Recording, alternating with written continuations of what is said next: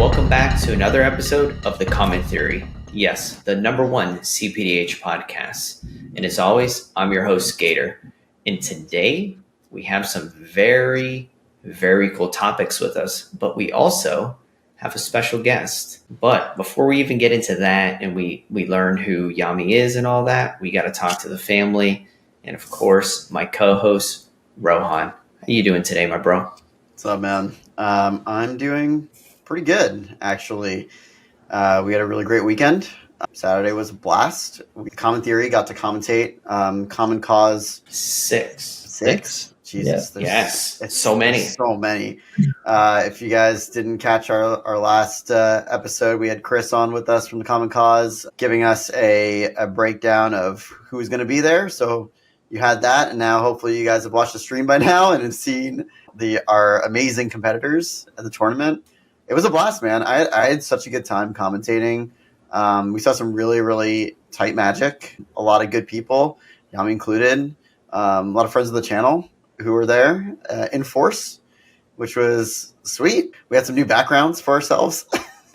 Yeah, it was. It was awesome. Some technical difficulties along with that, but yeah. It was a good time. I'm gonna pass the ball over to Yami. How are you doing, man? Thanks for coming on. Yeah, no, thank you for having me. I've been doing great. Common Cause was a fascinating event. I enjoyed being able to pit myself up against some of the newer decks that I haven't seen since the last time I played, which was, I think, Common Cause 4. So it's been a bit. Yeah, it was really interesting. I mean, congratulations to your top 4, Yami. Thank you. To say the least. If you guys didn't notice, Franklin isn't here with us this evening. He's spending some family time, well-deserved family time, currently out in Disney, enjoying himself quite a bit more than the rest of us. But, you know, we send him our wishes and everything like that. But today, we're not talking about top 4s. We're not talking about anything that you guys may think we're talking about. In fact, we're actually talking about spicy stuff. We're talking about what we personally believe are the new up-and-comers of the format, like decks that we saw while we were commentating, and we're like, damn. And I personally reached out to Yami, and I was like, dude, get on here. Let's talk about it, bro. You've top 4'd before. You're always doing well in all these events. You do well in our locals. Get your ass on here. Let's talk about these decks. I know you're going to find them to be interesting. And we picked the few that were personally like incredibly exciting to us. And that's what we're going to talk about today, you guys. Before we get into it, you guys, we just have a quick update. And I'm actually going to give it over to Rohan, if you could give that to us here real quick. Yep. Got you, man. So, yeah, quick update for the Common Theorists here. We will not be playing in any future tournaments, online tournaments, rather, for CPDH that will feature any sort of digital playtesting tools. That would include things like Architect, Moxfield, similar virtual environments. It's really just around like our own personal concerns regarding the potential manipulation of these digital environments. Bobby is amazing over at the Sanctuary, and he's done a lot to kind of shore up, a lot of the concerns that the public has around them, but there's still a lot of ways to kind of skirt around those. So until there's really a better solution for that, we're going to gracefully decline to enter these types of events. With that said, we'll certainly be attending any online tournaments that feature, just like pure spell table, paper on table kind of event. And of course, we're going to be still playing in any kind of local, we're just talking about tournaments here, any type of local or pickup games that, you want to play, test out your deck on Moxfield or whatever. It's totally cool with us. Like, we'll definitely be down with you. We'll play with you. All of that is fine, but we're just talking about tournaments here. So that's just quick update from us regarding future tournaments. With that said, we will have a future video coming up pretty soon that's going to get deeper into that. We're going to be talking about the tournament scene at large, what we love about it, what we think, some things that we don't like about it so much, and our concerns there. But with that said, let's talk about these decks. We had a really great turnout of a ton of spicy decks this weekend at Common Cause. And yeah, we'd love to talk about three amazing ones with you. Chris, you want to start us off with the first one? Yes, let's start this off, man. I actually have some. So, guys, we kind of went through all the lists and stuff like that. We saw some pretty sweet things during the commentating of this event. We have some very, very exciting decks for you guys. During the commentating, we saw some decks that we really, really want to talk about. And who else to bring on besides, Yami, one of the top fours. Yami, sorry, like your deck's kind of boring, right? Like Abdel Black, we all know your deck is great at this point. Like, do you disagree? No, and to be fair, it hasn't changed in the last few months anyways, significantly, so I'm much more interested in some of these more interesting decks that are coming up. You did make me a little sad, though, Yami. I was expecting to see at least 20 to 30 heir apparents. And oh my gosh, are you really going there? You didn't take Franklin's money. I mean, let's be honest. That's the next version of the deck is right there around the corner. So thank you for your video last week. That's going to be what we do.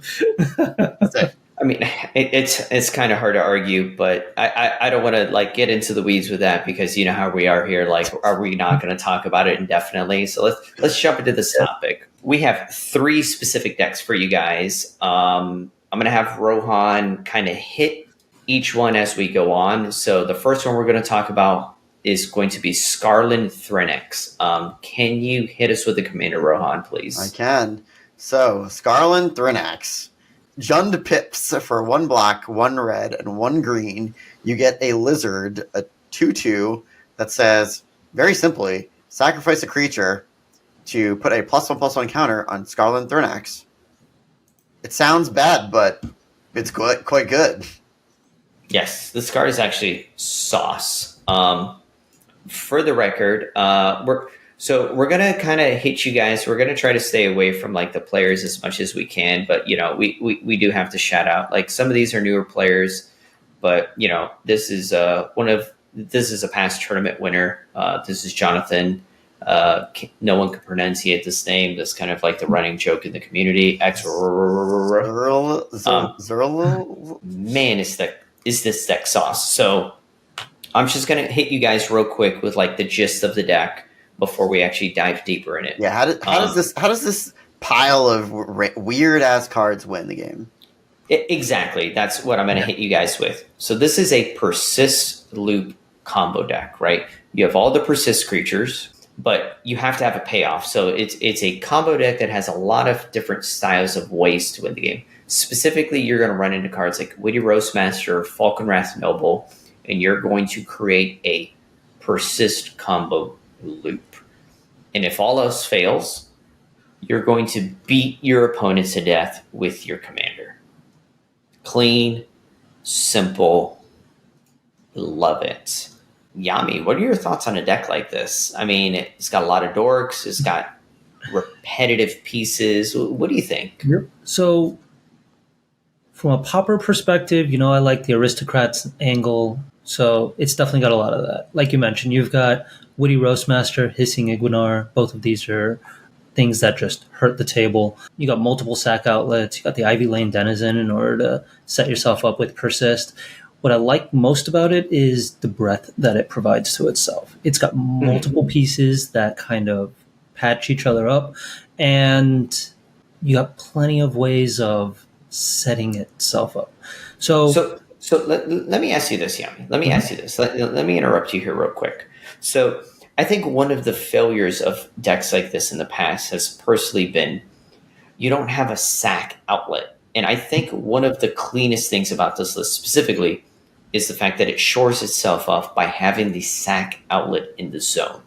Because personally, I don't believe that a card like a Carrion Feeder could carry this deck to the finish line by itself, right? Absolutely. So being able to play that out of the command zone is phenomenal. And that gives you 2 different outlets to win. So like you mentioned, we can go commander damage. I'm just going to sack a bunch of creatures, make my Thrianx large, and hit you in the face. Or I've got all of the other pieces, all of the aristocrat pieces, which will let you do the same thing. And it's still an engine. Yes. So having multiple avenues that you can win and redundant pieces that let you get there, makes this deck very strong in my eyes. So, Rohan, let me pick on you now at this point.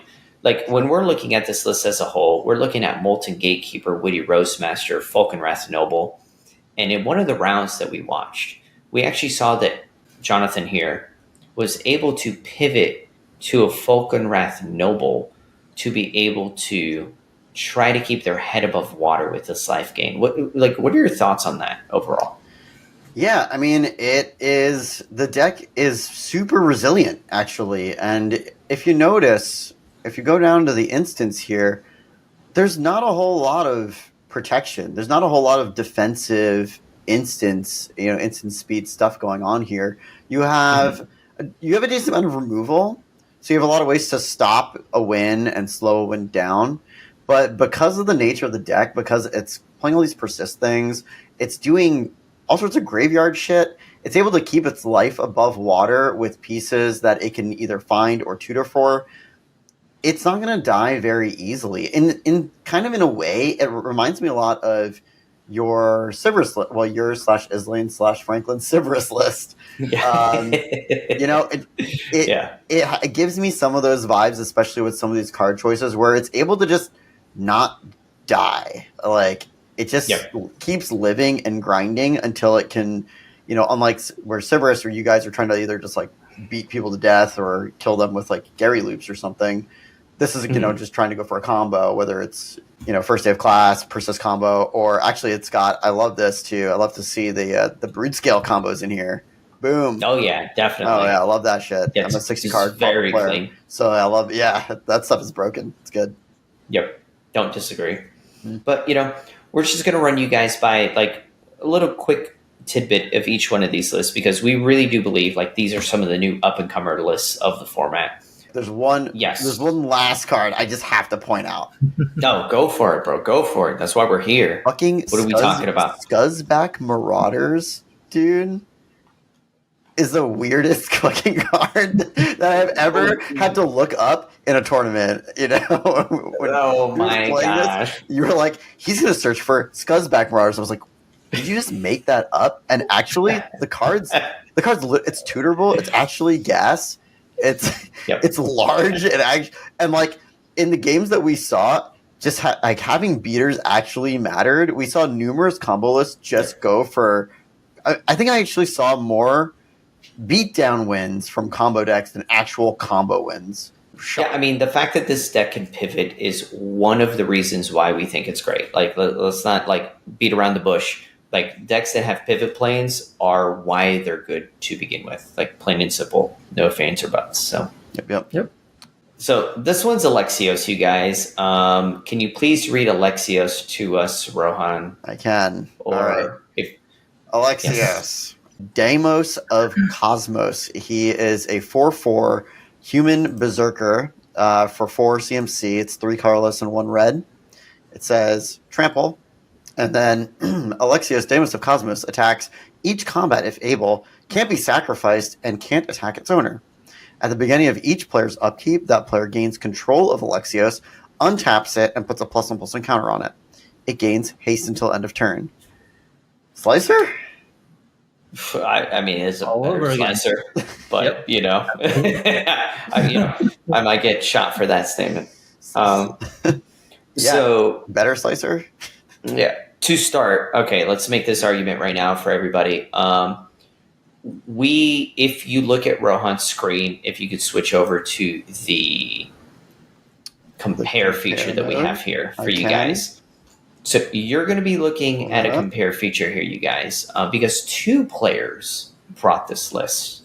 And this is one of the reasons why we're talking about this list. A lot of people have a lot of faith in these lists. And these, I'm just kind of giggling and laughing. They are 43 cards different. I would make a quick argument before we would start getting into the weeds with these. They're actually not 43 cards different. I think maybe they're realistically like 10, to be like, truth be told. Functionally. Functionally. Yeah. Do you guys disagree with that statement? Or no, absolutely. No. So you want to give a quick rundown to the people, Gator, of like what this deck's trying to do?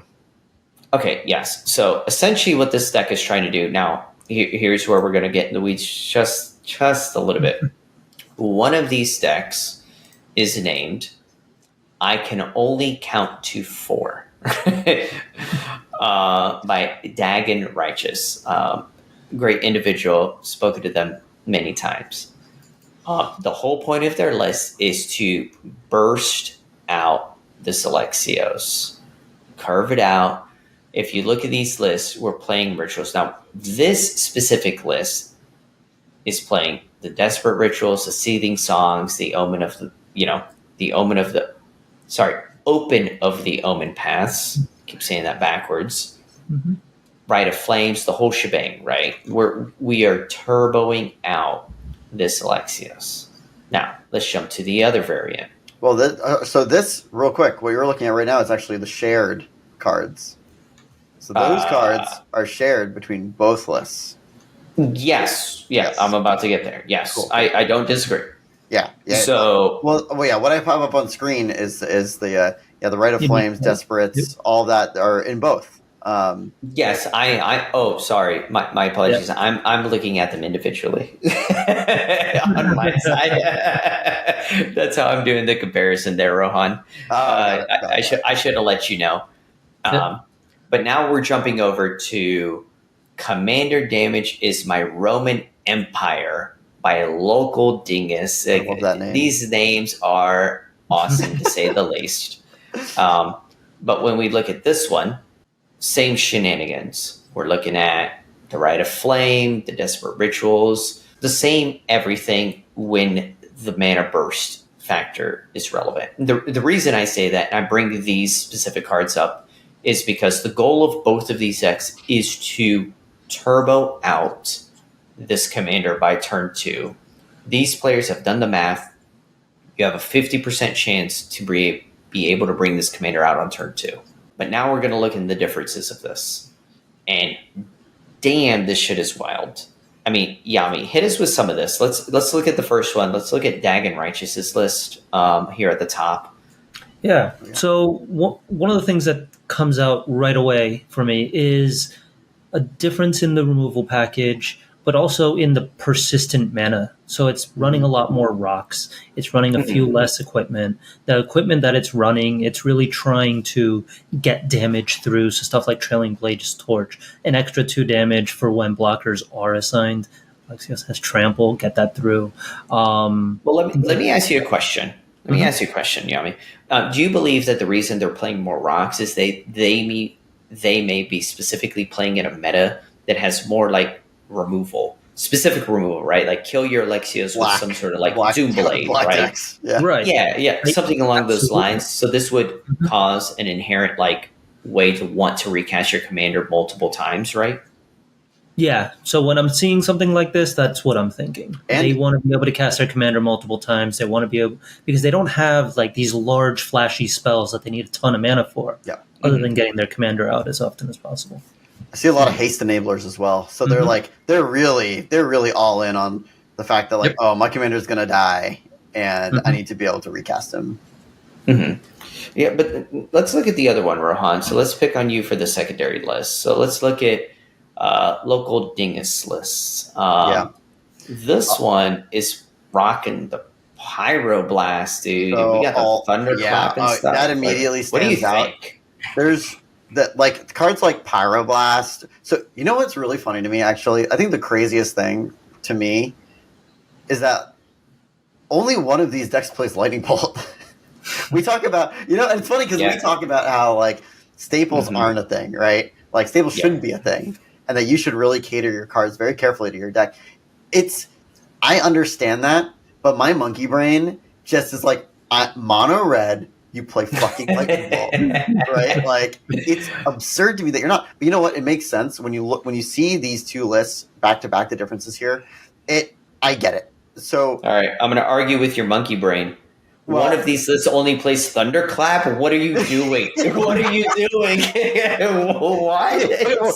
That's a good shout. So like that kind of brings me to my main point is that one of these lists, like this list, is dipping into control.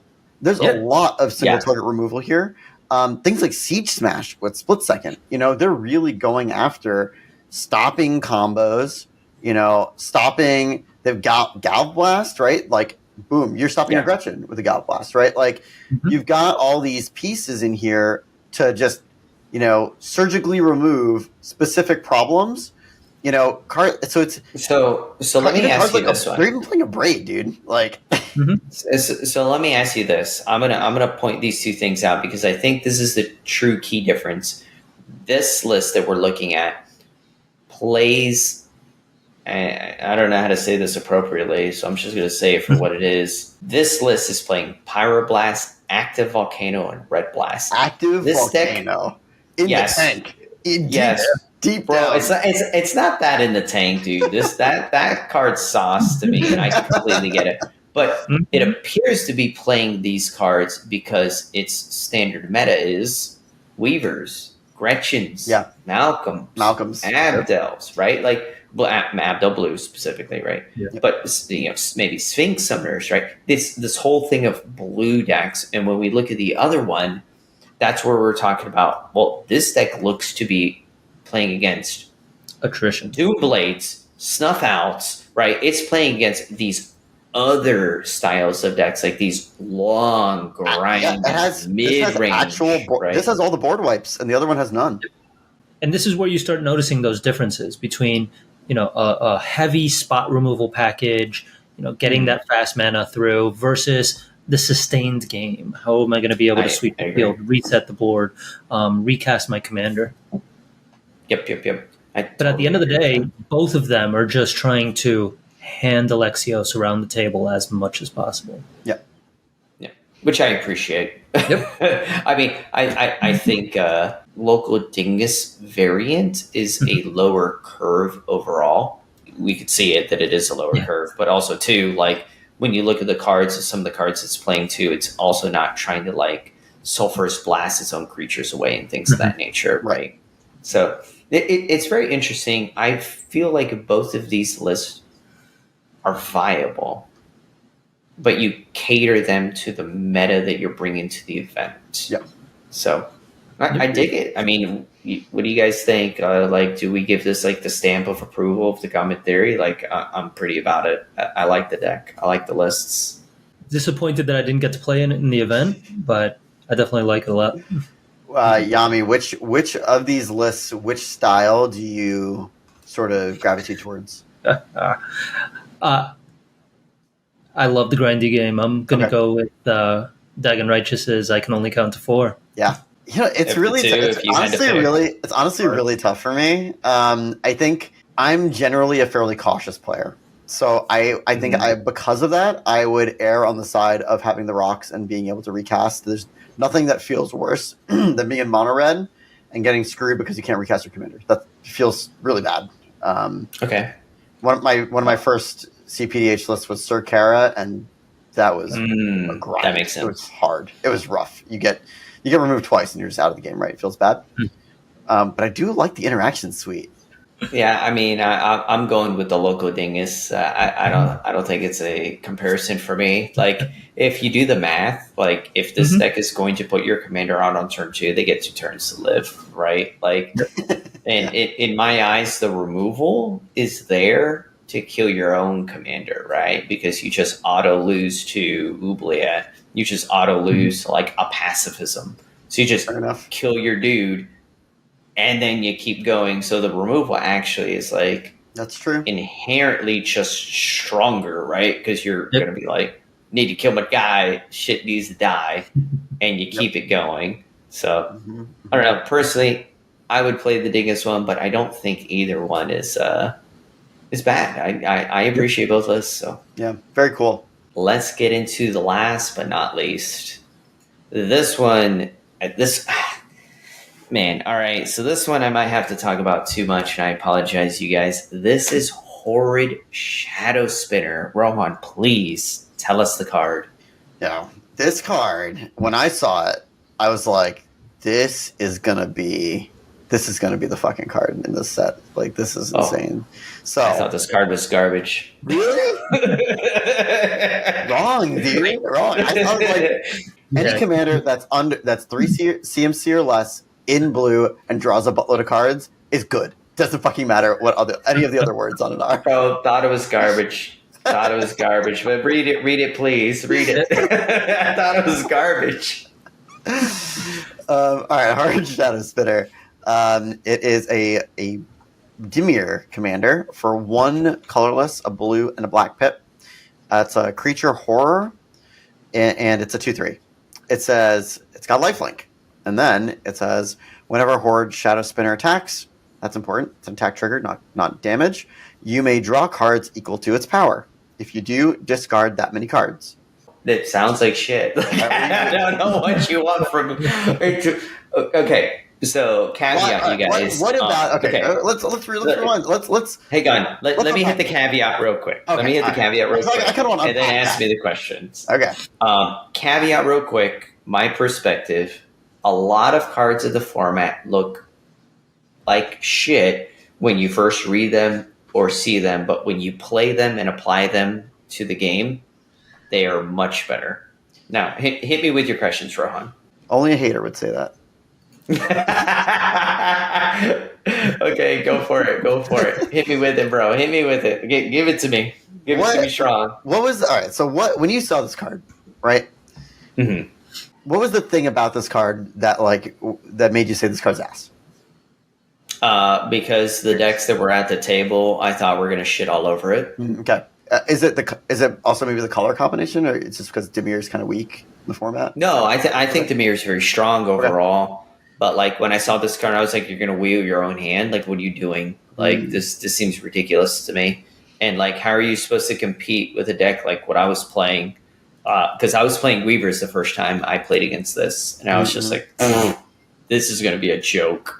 And overall, when I saw this in Modern Horizons, I didn't really think like this card was going to be worth a lot. And no one, let's be honest, who has spoken about this card? 0 people. First time I've heard of it. Me, Lotad. Yeah. 2. Yeah, I mean, little speckles here and there, sure, but like I didn't see lists, I didn't see anything like that. True. And then we played against this individual's list, which specifically is Lunk. This is Lunk. Yes, this is Lunk. So no. This is Potestis, right? Yes, Potestis is the other one. So we have Lunk and Potestis, which are 2 people that are part of our Discord. And Lunk was the first player that I played against, and I just kind of like ignored the list. And when I played against him, I was like, holy crap, proven wrong in 3.1 seconds. Like, this shit's good. And it is really good. Like, wow, I'm entirely impressed to the point to where I started talking about it on the outside surfaces. And guess what? Potestis, which is the other list here that we have of the Shadowspinner, which is XIHSO, picked the list up, brought it to the event, wins round 1, bam, slams through some people. This shit sauce. But now let's get into this comparison. Once again, Rohan, hit us. How many cards different are these lists? So, yeah, we pulled it up on the screen here. It says 56, but actually, of those 56, 22 are lands. So, one's playing a full set of snowlands, and the other does not give a shit about snowlands. So, looking at the artifact side versus the snow side, you've got the bounce side versus the graveyard side. So, you've got these disparate differences between the two that are shown up on the screen. So, something I appreciate about these lists, Rohan, let's talk about the one on the top, right? Let's talk about Lunk's lists. Yeah. A Lunk's list has some very, very specific cards that they set it apart immensely. Let's just look at cards like Dark Ritual, Grey Merchant, things of that nature, like cards that like the entire community knows about, right? What are your thoughts on that? Yeah, so I think Yami was kind of hinting at it when he kind of gave us that breakdown just there. But like Yami, you said one plays more out of the graveyard, one kind of leans into that, and one is more blue, basically. It's more counter spells, more draw spells, that kind of classic blue stuff. But yeah, I mean, I'm seeing like things like Dread Return, Grey Merchant. You've got a few cards here that care more about things being in your graveyard. Wither and Bloom is another one. It's a new card. It's pretty cool. It's not a ton of like graveyard specific stuff, but it's enough. It does have a whole artifact package as well that I think makes up actually a large chunk of the difference here with Trinket Mage, and you've got like Aether Spellbomb. You've got the whole set of artifact lands, so they're really there. They are cranioplating decks. So it's just they're cranioplating decks. Trinket Mage. Oh, okay. They're both cranioplating decks then. Okay, great. Yes. Then that makes a ton of sense. You wheel way more cards, right? Versus, the Possessus list has got like more blue stuff, like a Capsize, Think Twice. It's like a Silver Mirror, even, right? To power up your blue spells. Resculpt, love that card. Echoing Truth, Confound, just more interaction, like blue-based interaction. So let me hit you with this, Rohan, because you've already kind of you've gone through, but ironically, both of these lists are high tide lists. Yes. But while you're even speaking about it, you're like, one of these is blue and one of these is black, right? Like they're kind of like just whoosh different. Yep. Like the thing I like about the bottom list, the Possessus list, is specifically it's really leaning into the high tide portion of its list. I appreciate it because you're looking at cards like Mystical Teachings. Like that card's a bomb. When we look at the bottom list, it's on the fourth corner, called Mystical Teachings. This card. Are you too familiar with this card, Rohan? One of my first 60 card popper decks was a Mystical Teachings. You were playing Teachings? Oh yeah. Yes. Oh yeah. Yes. Also, oh my gosh. So at one point, I played a little Flickertron myself and was playing some Teachings. Yeah. Were you a Forbidden Alchemy player too? Like you guys were that. But I had my nice promo Forbidden Alchemies as well. Yes. Yeah. See. Yeah. But I appreciate this. Mystical Teachings is gas. For those who don't know, let me quickly, before you get into it, Chris, let me just read it out for people who don't know. So Mystical Teachings is 4 CMC. It's 3 colorless and 1 blue. Instant. It says search your library for an instant card or card with flash, reveal it, and put it into your hand. Then shuffle your library. And then it also has flashback for 5 colorless and 1 black pip. So it's like a Dimir card. The thing that's interesting about this card, it's like I always knew it was an instant tutor, but I always forget that it can tutor for any card with flashback. That's so funny. So I'm gonna hit you guys with I'm kind of gonna jump subjects here real quick because yes, Mystical Teachings, the card that I think this card's gonna get 9 out of 10 times is High Tide. Now I'm going to ironically talk about one card from each list dedicated almost specifically to High Tide, but the other version doesn't play it, which is kind of funny to me. So if we look at the top list, it plays Elsewhere Flask.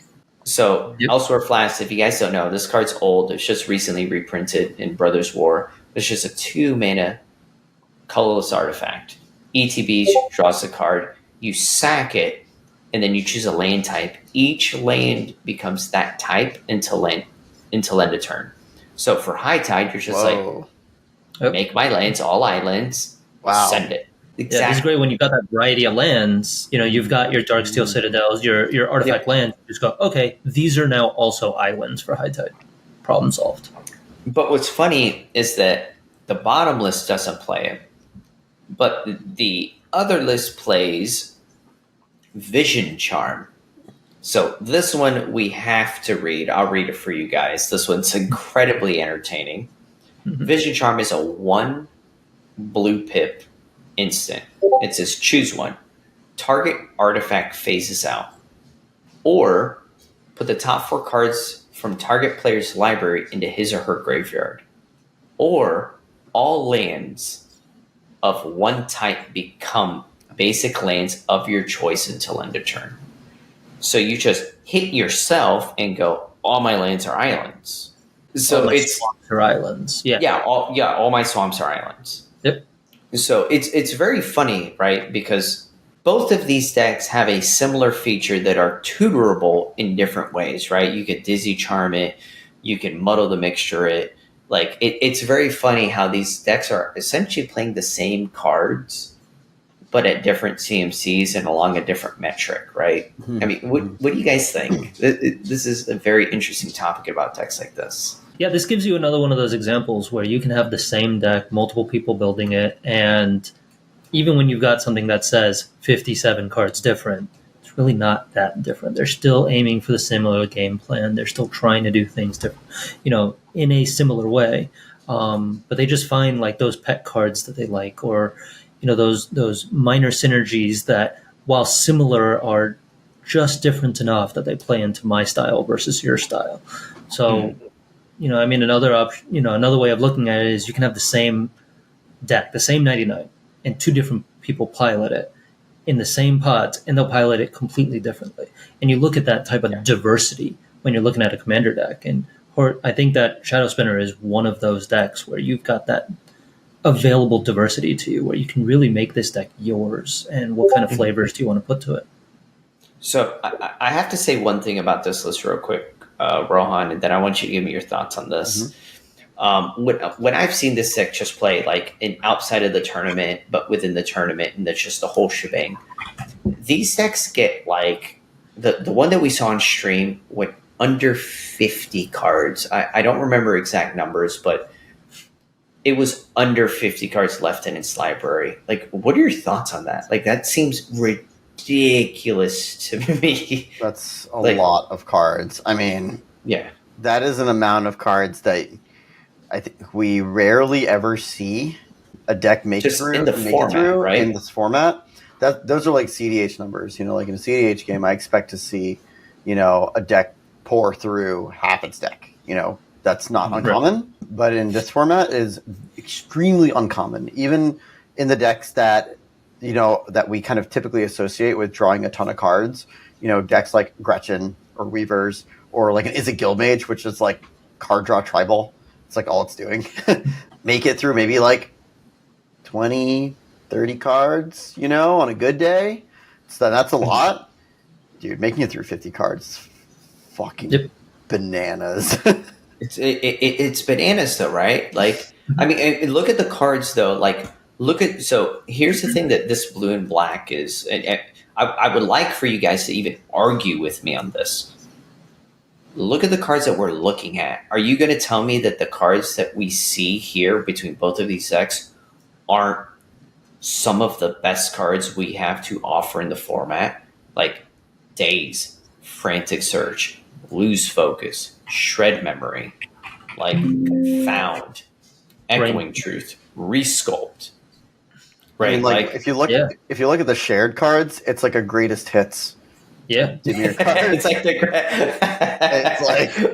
it's like Cloud. Oh my God. That's like at the top, Cloud of Fairies, Displace. Felixstone, Dispel, Troll of Constitute, Merchant Scroll, Snuff Out, Negate, Pestilence. It's like, okay, all right, yeah.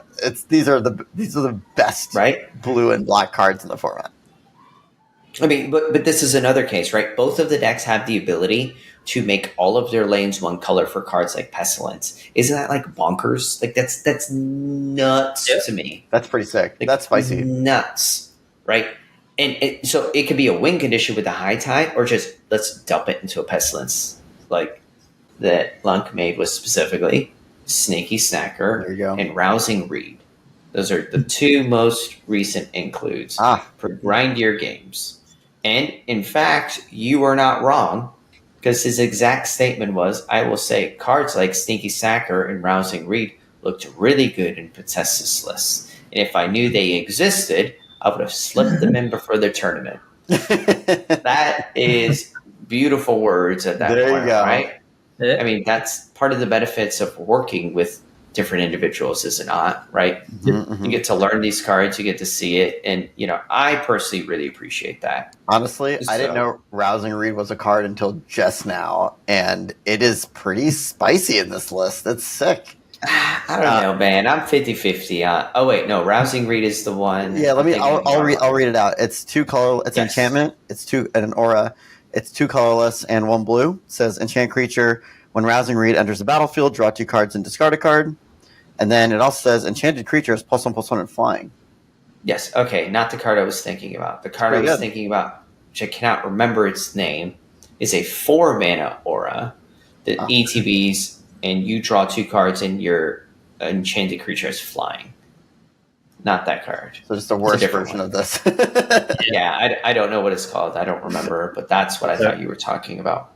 But, I mean, even at that, like, we digress with all this shenanigans we're talking about, you guys. I really think that these guys are going to come up with an incredible version of these decks, to say the least. Just through talking, on the Discord and everything like that, I know that this deck is going to get honed in. And here's my words. Here's my big words. You guys could think I'm making a hot take and I'm trying to say some dumb shit, but here's what I truly believe. I think this deck is going to be probably at worst B tier. I think this is going to be a solid A tier deck in the future. Once it gets like honed in and done correctly, I think this deck's going to be disgusting. Just disgusting. That's my hot take. What do you guys think? I don't think that's a hot take at all, honestly. There's like, for me right now, there's like 2.5 decks that I think are just like really, really, really sick and really special and have proven themselves now with multiple players in multiple tournament situations. And that's Arabella that we've seen now had a big presence at the tournament this weekend. And the other one is Horrid Shadowspinner, and the 0.5 is heir apparent decks. Hey yo. We've yet to see, but I mean, it's really exciting. I'm really stoked. Like I haven't really brewed a new deck in a while, and I've been thinking about what the next one is going to be, and yeah, it's either going to be a Shadowspinner or an Arabella. Recently bought both commanders, and so I'm starting to piece them together, and just super stoked seeing these players play these lists and doing quite well. They didn't take it and didn't make it in the top 4, but both Arabella and Shadowspinner, from what we saw while commentating, they looked extremely strong. And I think that's something that we need to hold on to, is just because a deck isn't getting into that top 4 or winning these events doesn't mean that it doesn't have potential, because a lot of times you got to realize there are 3 other decks at the table. So when you're looking at stuff like this, look at that potential, and you can see the variety and the way that you can shape the deck to be yours. With both this one and the Alexios deck, both of those I see as up and comers in my eyes. Oh, for sure. And while I love the Thrianx deck, I definitely think that Alexios to me is going to be that deck that people are going to be able to look at across the table and go, oh, I need to be able to do something about that. Yeah, I really want to see where people take Alexios. It's so close. The card itself is bananas, is insane. I think Wizards just needs a few more red pieces to get it there. Yep. I know. Just like a little bit. If it just had a little bit more card advantage and a little bit more resiliency, whatever that looks like in red, not sure. But like, if it can get these little things, I think it's like 95%. But like, once those cards will come out, they will in the next year for sure. We're gonna get an untold amount of sets, right? Like, it's gonna kind of be absurd. We'll get those cards, and they'll all be busted. And Alexios will probably look really, really insane. Yep. I don't disagree. But, with that said, do you guys have any closing thoughts? I think, to Yami's point, I guess, this is my last thought, is that when we are watching this tournament footage and I see these new decks and I see players make play errors, right? It's frustrating because you're like, oh, you're so close. But in a way, it's like, damn, okay, if that player didn't make that mistake, this deck would have fucking crushed this table. And like, that's when the potential to me really shines. I'm like, oh, okay, wow. This deck is being held back by user error, which means that the potential then is like even greater than what we're seeing, right? Like, they're so new. No one's really like, no one's playing them perfectly, obviously. No one's playing any deck perfectly, but there's so many play patterns. Obviously, the differences that we've seen now between these lists, like 30 plus card differences, they haven't been really figured out yet. So like, the potential is untold, and not only in like the build, but then in like playing that build, right? Like there's that time to perfect it and to really get your play patterns down. I mean, like, Chris, if you're the Malcolm Kedis pilot, right? Like that deck looks so much scarier in your hands than it does in almost anybody else's. Where's the Horrid Shadowspinner player, right? Is it Long? Maybe. Is it Potessus? Maybe. When they get like 50 games in, is this going to be like the most terrifying deck? Is this an S tier deck? It might be. I mean, I could honestly, I could argue with like, yeah, I think it could. This deck has a ton of potential, man. This deck kind of scares me because being able to burn through that much of your library at that rate of speed is unheard of. It's awesome. My final words would be, I'm looking for somebody to convince me that there's a deck out there that I should be playing other than Abdel Black. Because let's be honest, who is that player? Come on. I mean, that's a fair argument. I say the same thing about Malcolm Kedis, and then I say the same thing about Weavers, and then I say the same thing about Scholar, and so on and so forth. I just like certain decks, right? Like, but I mean. All of this brewing potential is out there, and seeing the community kind of come out there and go, look, this is what we've got available to us. We're not seeing 12 Malcolm X decks at an event. It's like, yep, we've got the gambit available to us. So get out there, keep brewing, keep figuring out what you want to play, and you can clearly see that you've got the potential to make it happen. Don't disagree. But I mean, with that said, once again, Yami, thank you so much for joining us this evening. Really appreciate you taking the time out and spending a few minutes with us. Yeah, thank you for having me. It was great. So, well, with that said, Ron, take us home, my bro. Yeah. Well, thanks for joining us on The Common Theory, the #1 CPDH podcast on the internet. You can find us on YouTube. You will also be able to find us on Discord as well, which is open, as well as Patreon at The Common Theory. Please subscribe if you're watching this. You made it all the way here. You haven't subscribed? That's wild to me. That makes no sense. Just subscribe. We've got new videos coming out for you every Monday. We've got new shorts on YouTube coming out to you every Wednesday. All the time. We're pumping them out all the time. Franklin's going to yell at me. I should know this. And we have new random videos all the time. We're trying to push out things on Fridays, almost trying to do deck techs every Friday now as well. There you go. I know Chris is working on some new formatting for new deck techs, so we're going to kick that up to a whole nother level, and we're excited to share that with you guys. There's a lot coming down the pipeline for us, so you'll see us around. Shout out to all of our patrons: Eric, Aaron, Dax, Devin, NYC Burrito, Little Red Lotad, Frank, Scoob, HZ, and William.